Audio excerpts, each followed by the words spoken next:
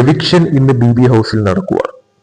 ഇതിൽ 8 പേരാണ് നോമിനേഷൻ ലിസ്റ്റിൽ വന്നിട്ടുള്ളത്. ആ 8 പേരില് ബാക്കി എല്ലാവരെയും, അതായത് അക്ബർ, അതോടൊപ്പം തന്നെ ലക്ഷ്മി, ബിന്നി, ഈ 3 പേരെ ഒഴിച്ച് ബാക്കി എല്ലാവരും സേഫ് ആയിട്ട് ഈ 3 പേർക്ക് ഒരു ടാസ്ക് ആണ് കൊടുത്തിരിക്കുന്നത്.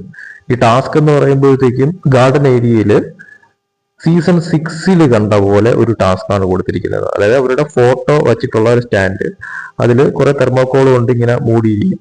അത് ഇങ്ങനെ താഴോട്ട് വീഴുന്നത് പോലെ, അതിങ്ങനെ താഴോട്ട് വീഴുമ്പോൾ അവർ ഫോട്ടോ തെളിഞ്ഞു വരും.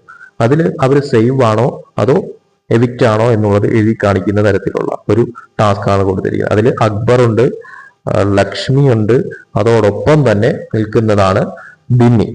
അപ്പൊ ബിഗ് ബോസ് തന്നെ പറയുന്നുണ്ട് ഇന്ന് ഒരാളോ ഒന്നിലധികം പേരോ പുറത്തു പോകും എന്നുള്ള തരത്തിൽ.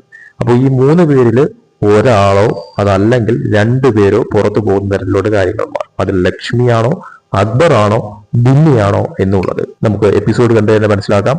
കൂടുതൽ BB അപ്ഡേറ്റ്സുമായിട്ട് വീണ്ടും വരാം.